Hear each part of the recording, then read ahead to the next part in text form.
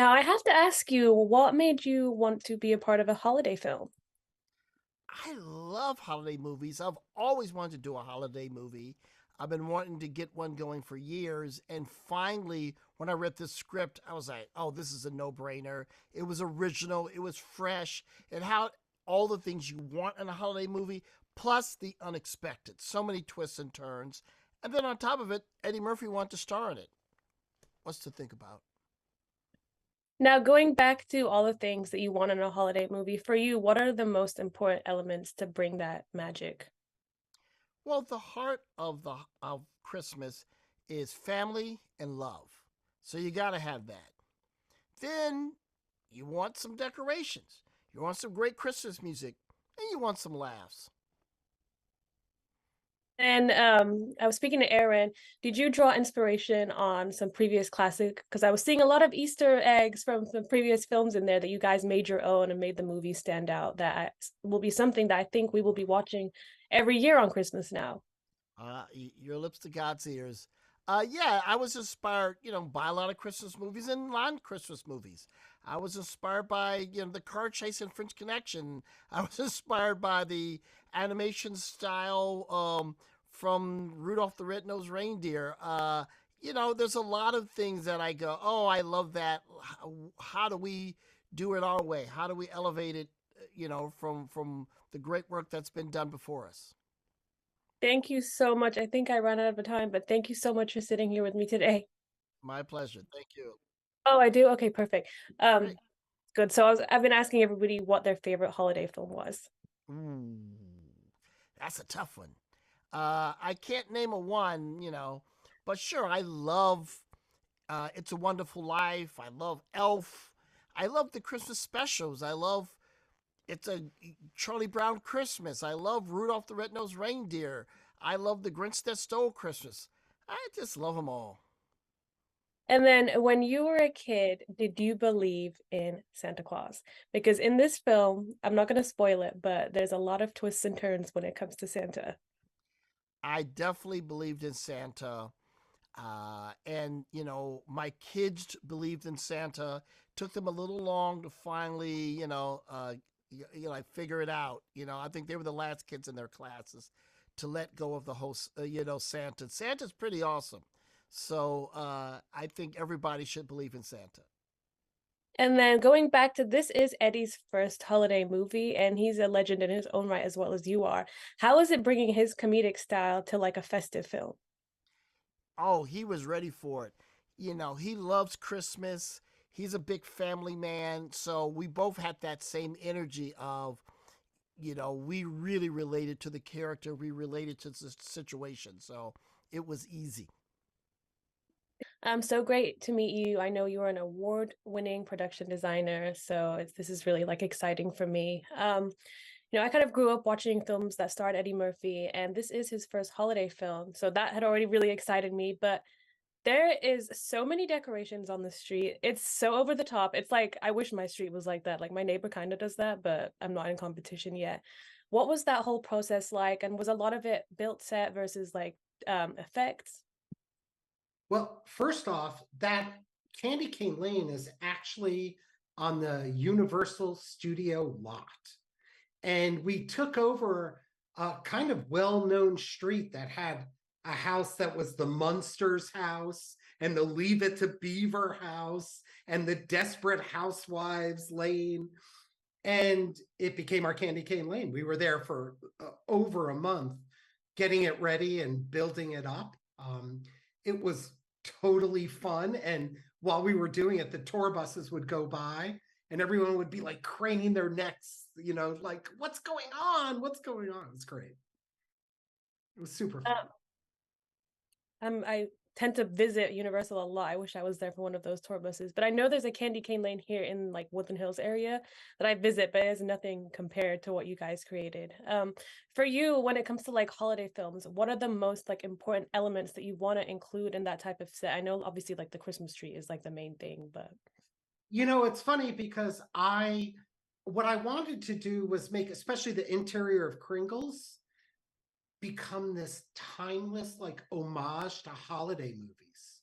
So when you're in there, there are elements from like old Laurel and Hardy Babes in Toyland, as well as like 1960s Rankin Bass, like stop motion, like every classic Hollywood Christmas movie was kind of honored within our store.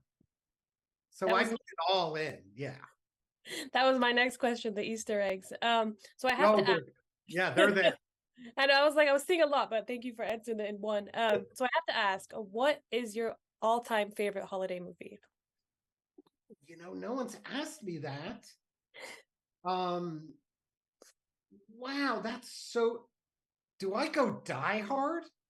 Can I be a Die Hard Christmas guy? I mean, it is.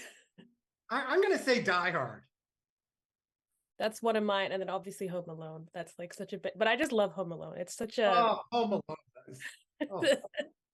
Yeah, the best.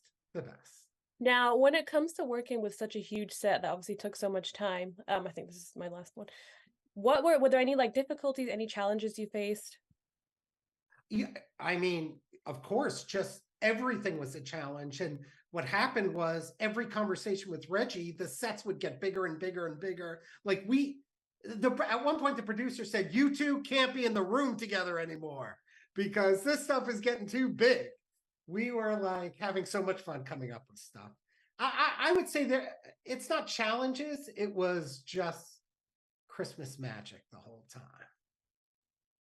So this was definitely a very magical Christmas film. It had all the elements of the films I've been watching as a kid and growing up. And I was just saying it's a film that, we'll be watching every year like we do with the Home Alones and whatnot. Oh, great. And I saw a lot of Easter eggs. So for you, what was like the most important elements of the holidays to include in this film? Well, great. And Alyssa, I have to say, I love your background. This is perfect. I think you're right. I mean, there's a lot of Christmas movies out there. And so I think that audiences have certain expectations for certain things in Christmas movies, right? A Christmas setting, lots of decorations, an appearance by a jolly old elf by the end of the movie. But I also wanted to make it contemporary and also personal to me. I grew up in Southern California. My parents live in El Segundo. And, it's possible to write a Christmas movie and set it in a place where it doesn't snow. We have a lot of sand on the beaches here in Southern California. And, even when I was a kid, we would take boogie boards and we would go out and ride the dunes and pretend that we were sledding down a mountain in the snow. So I really wanted to bring in a lot of those classic traditional Christmas elements, but with a twist in kind of a new contemporary way. Definitely. How do you go about kind of making it contemporary and making it so that the film stands out from other Christmas classics? That's a great question, and I'm glad that you responded to it and all of those things that we've done in there. So I think, to me, even though it's really elevated with a lot of magic and supernatural elements and all that kind of fun, I wanted it to be really grounded in a real family. I wanted the characters to be in every family that every family could relate to and see themselves in. So that to me is, I think, what works well with the final film, is that it's a real family dealing with real issues, real problems, the chaos of the holidays, the stress that often comes along with the holidays, but they're also leaning into the magic and all of the aspirational things of the holiday as well. Definitely. And I feel like there's obviously a lesson that's taught at the end of this, and it's all about family. What message do you want to give out to the public when they watch this, whether it's at home or in the theaters? The theaters, because it has to be in the theaters, but yeah. What my biggest hope is that audiences, when they watch this, they feel joy. That's where the whole project started for me, is that I really wanted to write something that I felt joy in, that was a joyful experience to write, a joyful story to tell. And I think our world could use a little more joy at the moment. And so my biggest hope is that when audiences watch this, they just feel a sense of a joy and they have a big smile on their faces. That's my hope. And it did that for me, and I'm sure it will do it for everyone as well. I've been asking everybody, what is your all-time favorite holiday movie? Well, it's a little controversial because, I love the classics. I love It's a Wonderful Life. Of course, I love Elf. but I'm going to say I think Die Hard is one of the great Christmas movies. It's one of the great ones. Yes. You're not the only one that picked that today. Exactly. Yes. Yeah. I just think there's something fun about the idea of that and all the thrills and the action. Yeah.